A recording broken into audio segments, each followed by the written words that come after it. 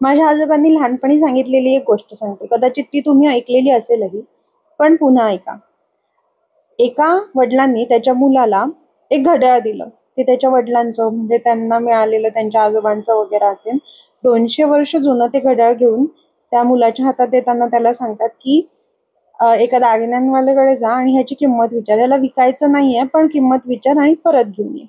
तर तो दागिन्यांवाल्याकडे जातो आणि त्यांना किंमत विचारतो. तर ते सांगतात की हे घड्याळ फार जुनं दिसतंय, त्यामुळे मी तुला ह्याचे 200 रुपये देऊ शकतो.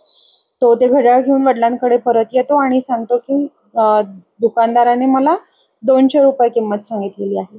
मग वडील म्हणतात, आता हे घड्याळ घेऊन तू भंगारवाल्याकडे जा.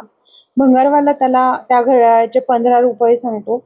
ते घड्याळ घेऊन तो मुलगा पुन्हा वडिलांकडे येतो आणि आता वडील त्याला म्हणतात की आता हे घड्याळ घेऊन शहरातलं जे संग्रहालय आहे त्या संग्रहालयात जा आणि क्युरेटरकडे विचार की ह्याची किंमत किती आहे. तर तो मुलगा तसंच क्युरेटरकडे जातो. तर क्युरेटर त्याला म्हणतो की हे घड्याळ 200 वर्ष जुनं आहे, तर मी ह्याचे तुला 5 लाख रुपये देऊ शकतो. मुलगा फार अचंबित होतो आणि घड्याळ घेऊन वडिलांकडे येतो आणि वडिलांना सांगतो की या जुन्या घड्याळाचे मला क्युरेटरने 5 लाख रुपये सांगितले.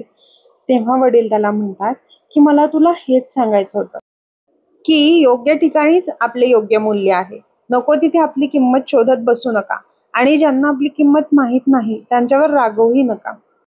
ज्यांना आपली किंमत माहीत आहे तेच आपली प्रशंसा करतात. आपली किंमत जाणून घ्या आणि अशा व्यक्तींपासून दूर राहा ज्यांना आपली किंमत माहीत नाही.